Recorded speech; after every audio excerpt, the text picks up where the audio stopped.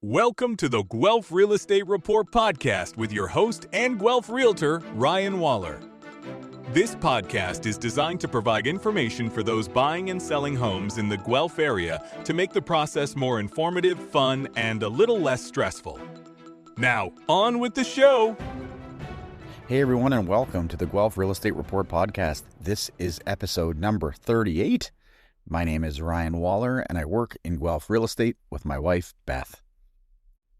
Thanks for tuning in. I did miss an episode in mid-May, although I did update our blog. I missed an episode mid-May just because this is the month where the most activity happens, and we got swamped. I had an episode, then had some editing issues, and it didn't come out. But thanks to those of you who did check in on me this month to find out where I was and when the next episode is coming out. But here it is. And today we're going to talk about the full month of May, how May panned out, and where that puts us on a year-to-date basis. For those of you that are in the business, you know that this is the busiest month of the year. Statistically, it just is. The most transactions, whether you were a buyer and or a seller, happen in the month of May, followed by June, and then followed by April. So if you're in the business or you are in the midst of buying and selling, you know what it's like out there. And it is a busy time, and it goes on like this for, 12 weeks or so until it starts to slow down into July and August. So we're in the midst of it for sure. So how did May turn out? That's what we're going to talk about today. Again, for those of you who listen to this regularly, you'll know that I like to talk about sales per day. Why, Ryan? Why do you care so much about sales per day? And sales per day, for me, is a measure to see how the month is going. It gives you a fluid look. At any point, you can just plug into our system how many houses have sold, divided by the number of days, and you can get an idea of where the trend is. And every once in a while, every week or so, I pull this number just to see where it's going. And up till about Victoria Day, so maybe around mid-May, we were actually outpacing 2025, and there were more sales happening. We were on pace to outpace 2025. But as the month went on further, it seems that after Victoria Day, there was a lack of sales. Maybe there were more conditional sales, which means obviously the house is tied up, but it isn't actually a sale. Not sure. But for whatever reason, we did fall below 2025 for the month of May in totality, which, I guess is not a complete surprise. For those of you who listen to this, every single month has fallen below May 2025. And we perhaps should have expected that May was going to end this way as well. But there was hope mid-month. We were going to outpace for the first time, and it died off. But we finished the month at 5.2 sales per day. And last year, the same time, we were at 5.7. In fact, the last time we saw around the low fives was back in May of 2020. And, that was mid-COVID or early days of it. So people were still very hesitant to do things. So that's sort of the mark that we're at in terms of sales. And for those of you, again, who listen to this, who are in the business, you feel it. We certainly feel it. Everybody feels it. Most people feel it. It's a lack of activity. It's a lack of sellers and buyers coming together to complete a transaction for any number of reasons. And there are a lot of different reasons. If we take a look at the average price of a house in Guelph in May, it was interesting in that we statistically see a bit of a bump up in average price in May just because there are more transactions. So there's a greater likelihood we're going to have more expensive homes sell, which of course would bring up the average price. And it's true. In May, we had the average price of a detached house at $912,000 because there were 3 houses that sold at $1 million plus in May. And of course, that brings up the average. It doesn't mean that every house in Guelph is selling at $912,000 or that every house in Guelph moved up in price. It means that the mix of houses in total was trending upwards and that there were more expensive houses that were selling. In the condo and townhouse segment, it was $575,000. At one point, mid-month, this number was well over $600,000 because there were less houses, less condos that sold. So there was a big one, I think, that sold in there and brought the average up. But in the end of the month, it finished at $575,000. And the total average price for the month of May was $799,000. Now, Beth and I did do a video for Guelph today that was talking a little bit deeper than just giving you an average price. So if the average price of a house in Guelph in May was $799,000, what does that mean for somebody who lives downtown Guelph? Or what does that mean for someone who lives in Pine Ridge? Did the price go up? Did the price go down? Is it going up in those neighborhoods? What's happening there?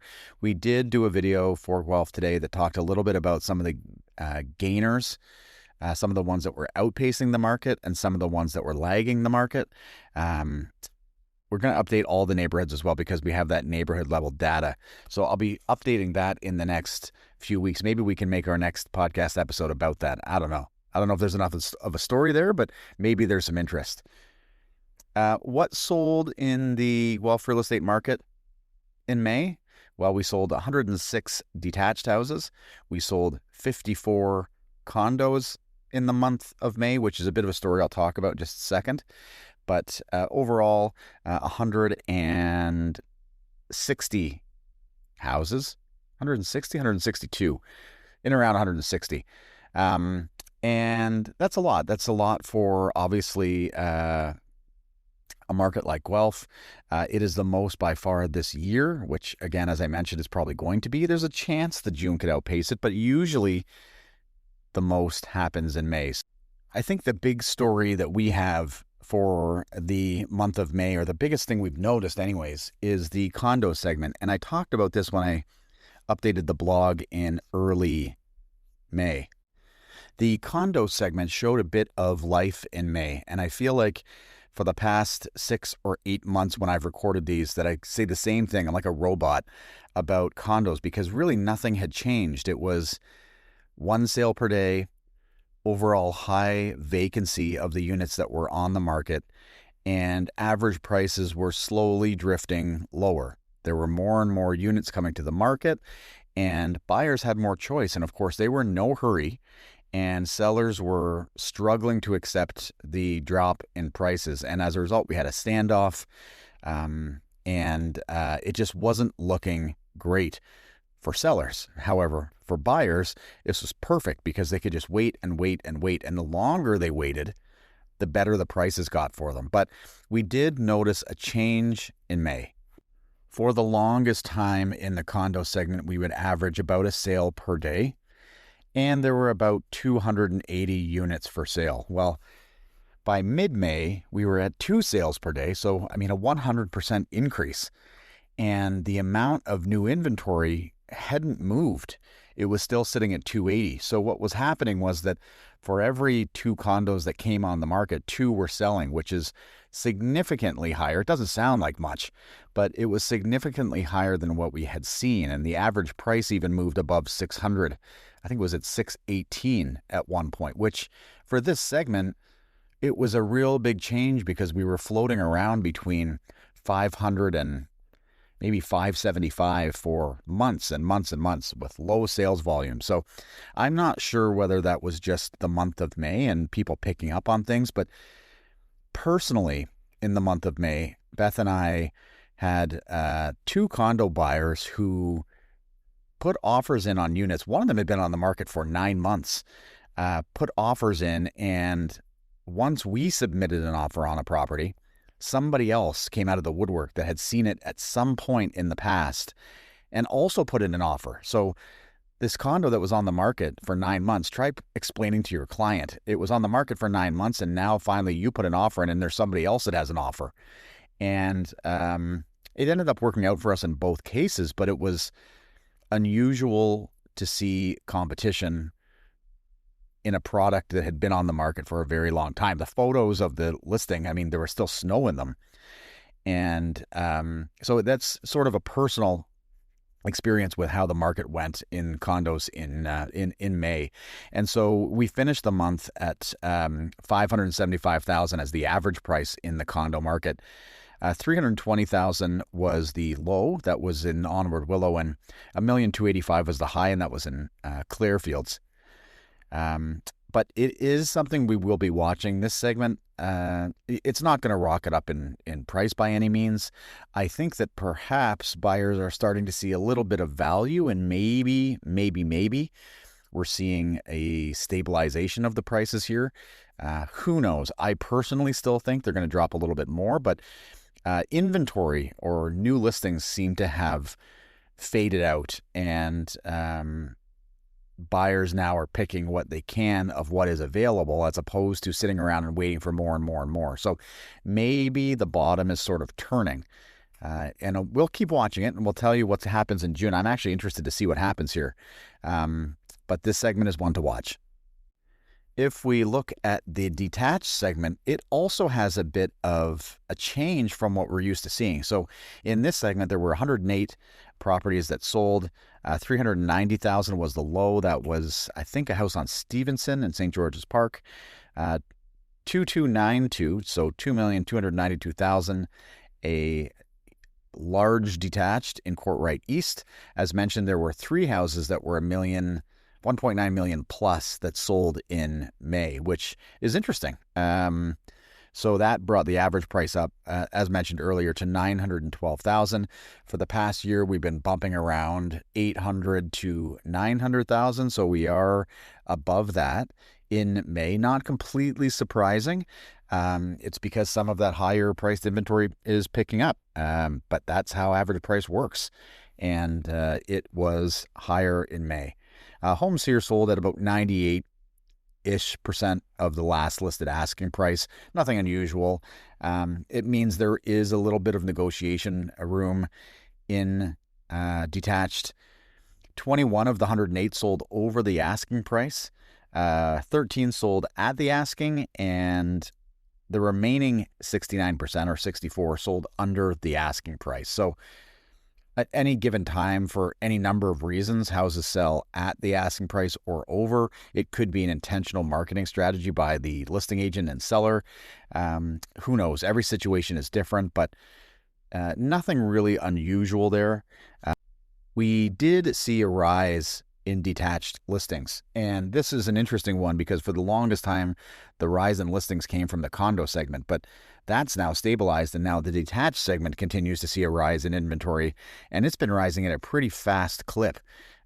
It's at about a 10% increase over the past 2 weeks alone, and of course, the more and more inventory that comes to market, the better it is for buyers because they can negotiate more because there's more selection. So sellers don't like that. Buyers do like that. And we have to remember when we're talking about whether a market is good or bad, well, it depends on what side of the transaction you're on. What's good for sellers is not good for buyers. And what's good for buyers is not great for sellers. So at the moment, it's looking pretty good for buyers because they just have a lot more inventory, which they can negotiate harder. And we're currently sitting at 594 houses on the market. We're almost there. I think at one point we actually passed 600 houses on the market.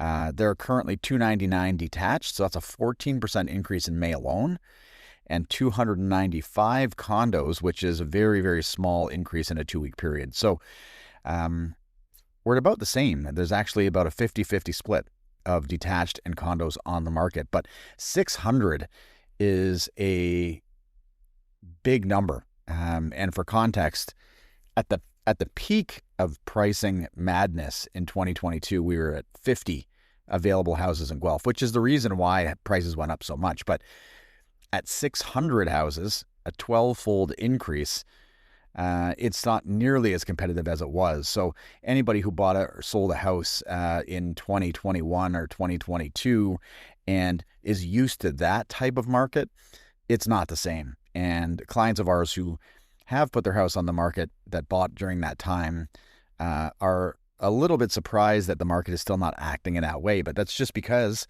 there's so much more inventory. We're currently sitting right in the middle of a balanced market. We've got just over 4 months of inventory, which puts us right exactly in the middle, meaning there is enough inventory to satisfy the needs of buyers and sellers. You can negotiate accordingly. Home inspections, financing conditions, sale of properties still do happen as well. Price negotiations happen. It is a market. It is an open market moving in its optimal state, which is everybody can negotiate accordingly.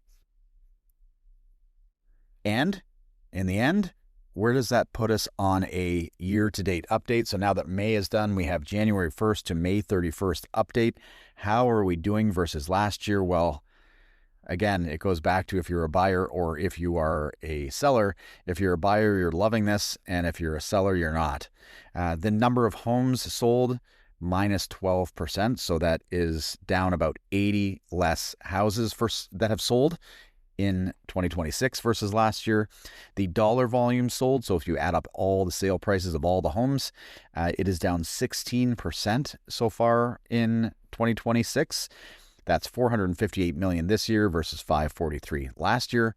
And the average price, stable with April, and is at minus 5%. So that's 759,000 this year versus 796 over the same period last year.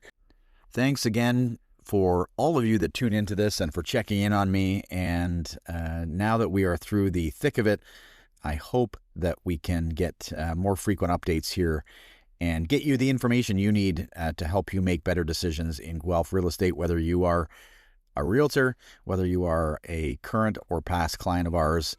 The goal is to help everyone with more information. If you have more questions that you need answered, you can always get in touch with us, and all of our info is on our website at bethandryan.ca. Talk to you soon.